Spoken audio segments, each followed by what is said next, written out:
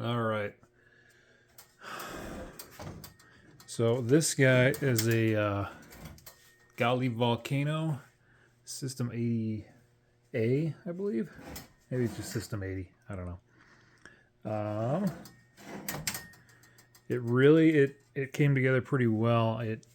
The prior owner had I don't know how much time was spent on getting it put together and making it nice, but it had pretty much all the boards ready to go, in good shape and everything working. I did do some ground mods on it, got all the grounds taken care of, so they're all tied in together. Did a few things on it, but really it was kind of turnkey for the most part. Just a few small, just minor details that needed to be addressed on it. Back there's that haunted house that we're done with. And sitting next to it over here, I just pulled this in. This is a Gottlieb timeline.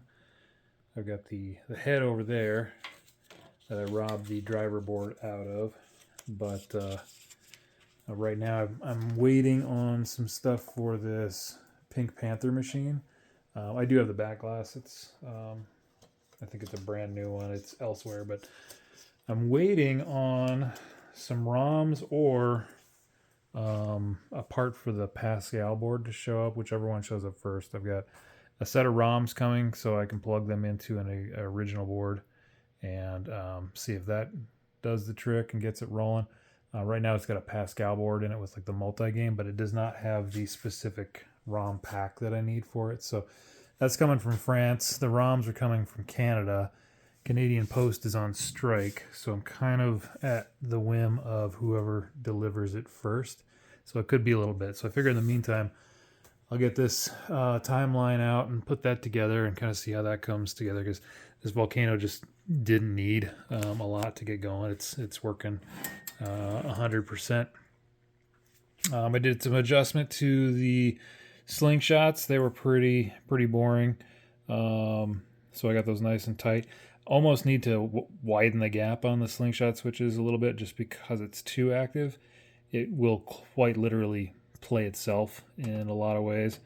Down here, if the ball hits a slingshot, it'll ricochet off of everything and just go and go. And so maybe doesn't need to be as sensitive for that reason, because it's kind of chaotic and not in a fun way. I mean, all these old Gottliebs have a certain amount of chaos, but it's got to be a fun kind of chaos, with some degree of control, not just pure bedlam.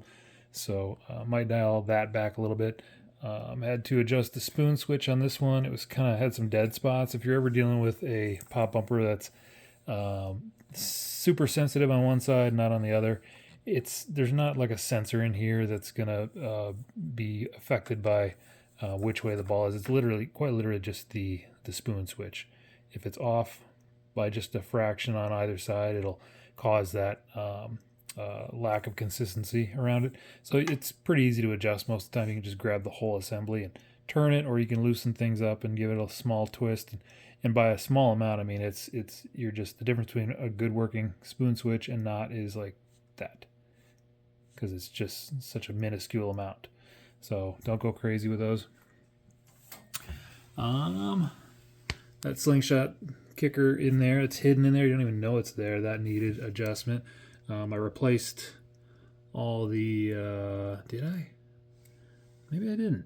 I can't remember. No, I think this one had good rubbers on it, so all the rubbers are good. Thanks, Volcano. So yeah, he had done a bunch of stuff to this thing recently, so it's really in solid shape. I mean, it's got an original Mylar on it. You can see kind of the telltale. I guess you could call it planking, but when I think of planking, I think of the wood actually planking in segments along with that vertical grain line. This is just in the paint or the lacquer. There's nothing exposed. There's no wood coming through. It's not like it shows signs of humidity or anything like that. So this is just in really stellar shape. Original pop bumpers, original targets, all that good stuff. It really just doesn't look like it's had a lot of use in its lifetime. and that's further evidenced by when I look inside. It's just really, really clean. The back box, I think, I don't know if these are BG Resto. I think these are original glasses, but he had some from BG Resto because he had 2 of these Volcanos, and I got one of them really cleaned up nice. It was the less nice version. It was still a beautiful game, but apparently this one is better. But he ended up selling that one, but he had extra glass made because he thought it was going to need it. Let's see if I can pull this guy out of here.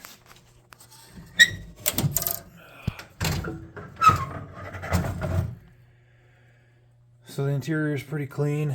I mean, just the lack of dirt ground in this bottom panel has just really had a pretty easy life. I think maybe putting a new cap in there would be a good idea. I don't know a ton about these Gottliebs. Looks like this cap's been replaced, but that one's original. But I don't know if they're both imperative or if one is more prone to problems than the other.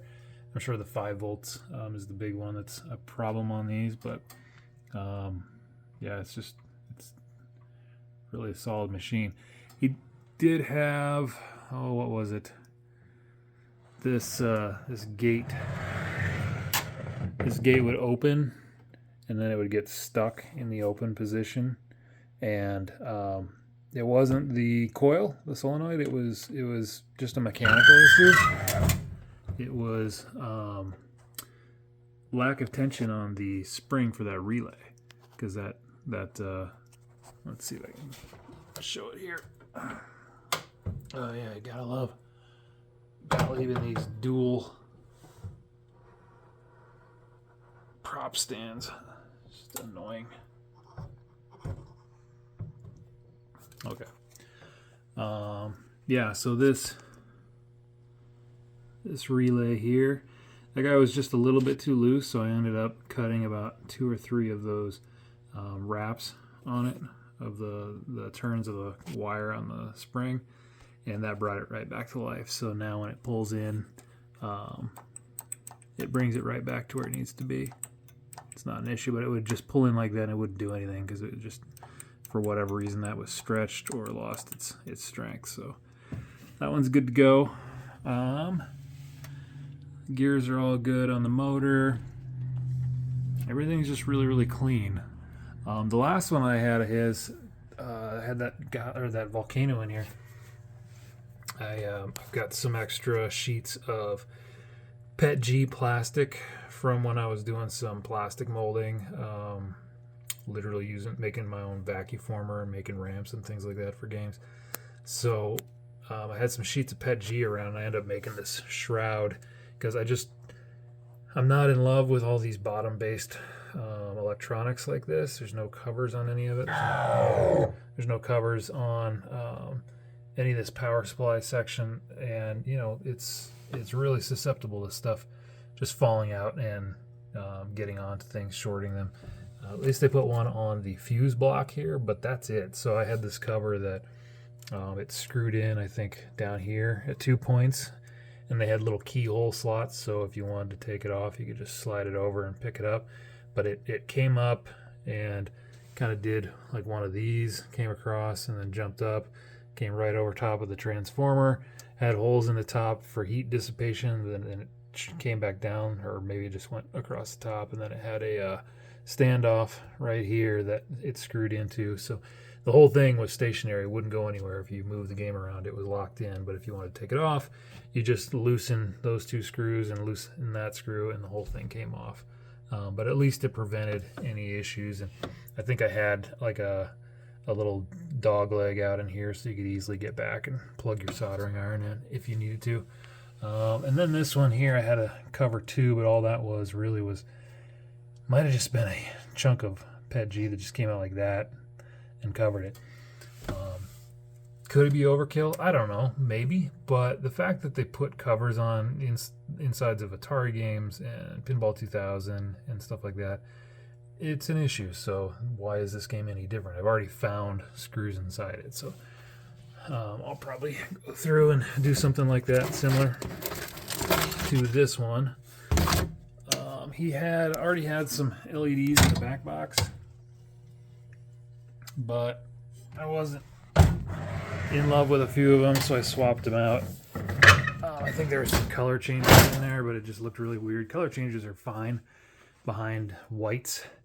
Color changes do not look good behind colors, because, you know, you got a red background here and you got a color changer that goes to a green. Well, all of a sudden it just looks like puke brown or purple. So I got rid of those and just put more red tones in, and then change these. These were incandescents in this whatever, this eruption pattern.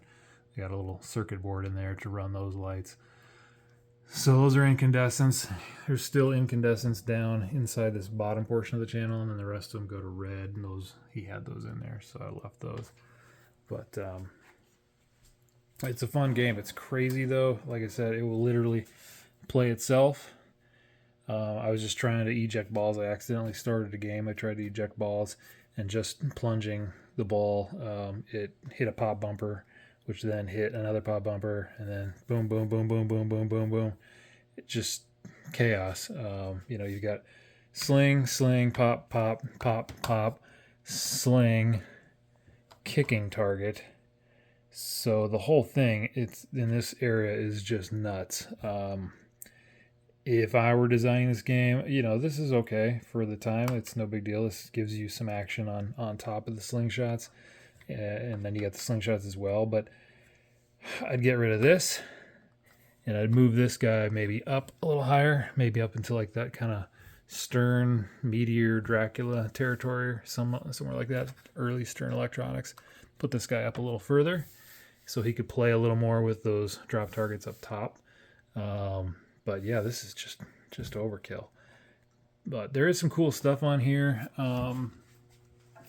This does have a ramp flap that lifts up. You lock balls into here via the skee-ball jump back there, and then it'll spit them out. And then when you start multi-ball, it'll spit them all out. 2 sets of drop targets, that upper flipper with the kick out, the fire pit kick out over here, which is kind of boring. I don't know. I don't think they did it in the most creative way, programming wise, on how to use that. But it's there. It's a shot, but whatever. One thing that's interesting on here, I think I remember the first one that I did, I was chasing my tail on, I don't know if it was just here, if it was on multiple areas, but these lights here, you've got a player-controlled kickback via this extra button. So when the kickback is lit, these 3 green lights are active, and then that tells you if the ball comes down. You can time your button press and pop the ball back into action. And so it's a fun little effect, and it's cool that it's player controlled. But the weird thing was that I was watching gameplay footage of it, and these are all flashing. In the game that I was messing with, nothing was flashing, and I couldn't figure it out, and I kept messing with it. I don't know how much time I spent on it, at least an hour. And I finally came to the realization that this was Gottlieb. They don't do things, or didn't do things, the way that everybody else did. And so these were not computer-controlled lamps. There was nothing telling these things to flash. What it was blinker bulbs. They had 455 number blinker bulbs, 1, 2, and 3. And so that's why the flash pattern would be somewhat erratic between the 3, so they weren't all flashing in tandem. It was kind of just like a flash, and then this one would flash, and that one would flash quickly, and then this one might flash. So it was just kind of all over. Well, it's because they're blinker bulbs, and I was reminded of that when I pulled this one out, and I had 2 incandescents and 1 blinker bulb, and I was immediately reminded, oh yeah, that's right, this thing has blinker bulbs instead of computer-controlled lamps in at least that area. I can't remember. Those look computer-controlled up there, the special and the collect value, the seismic value. So those are probably computer-controlled, but at least these 3 were not. It's cool that they did that, but it just, I'm scratching my head going, why are these not blinking? I thought it was a programming issue, a diode issue, a chip issue, something like that. So far, I have not been able to get it up to crater number 4, so I'm gonna play around with that and see if I can get that to work any better. I don't think there's really any adjustment on anything. Maybe it's a flipper strength issue, but the game shoots like a rocket, so I don't quite understand why it can't at least get up there once in a while, because it just doesn't. So I'll have to mess with that and see what else can be done. And maybe last but not least, it's got, when you start a game on this thing, it's got this motorized cam and this side rail that is basically under constant spring tension. So as the cam rotates, it's not rotating concentrically, it's eccentric, and so this cam will rotate at a pretty slow rate, but it'll make that shooter lane go in and out, and so you can actually aim where your shooter lane shot is. So while this is turning, you're getting an opportunity to pick how you aim, but also the drop target lights are strobing, and then wherever you stop your button, it'll stop that light, and so your goal is to then shoot that specific drop target. It's tougher than it sounds. Once you get all that done, you still have to feather your shooter shot, so it's not the easiest thing to do. But lots of features for the time. I mean, this thing's loaded up. I mean, it's not loaded up the way that like a haunted house is loaded up, but you've got the dual pane backglass with the flasher board. Well, not flasher board, but the extra auxiliary lamp board, so it does cool lighting effects. It's got that depth because of the dual glass in there. Dual sets of drop targets, 3 flippers, the skee-ball jump, four pop bumpers, slings all over the place. This proprietary ball lock mechanism. It's plus the shooter lane entry thing. It's just a cool package. It's got speech. As far as fun factor, it's kind of like you play about 3 or 4 games on it, and you're kind of done with it for a while. It's you do the things that it's going to do, and you're kind of satisfied. You don't need to play it again. It doesn't have what I would say is like a satisfying shot. It's fun to light it up and get a multi-ball and stuff, but there's not like one shot on the game where it just is so satisfying that it brings you back. It's kind of its own thing. More of a novelty play than anything, but it's definitely a good challenge to keep the ball in the saddle just because of all the chaos going on down here, and looks great. I mean, the artwork on this thing is ridiculous for the time. You think back to everybody has their classic Williams and Ballet games that they can remember of this same time period, like Flash Gordon and Black Knight and Barracora and all that stuff. But I mean, this is years above like a Black Knight or a Firepower artwork package.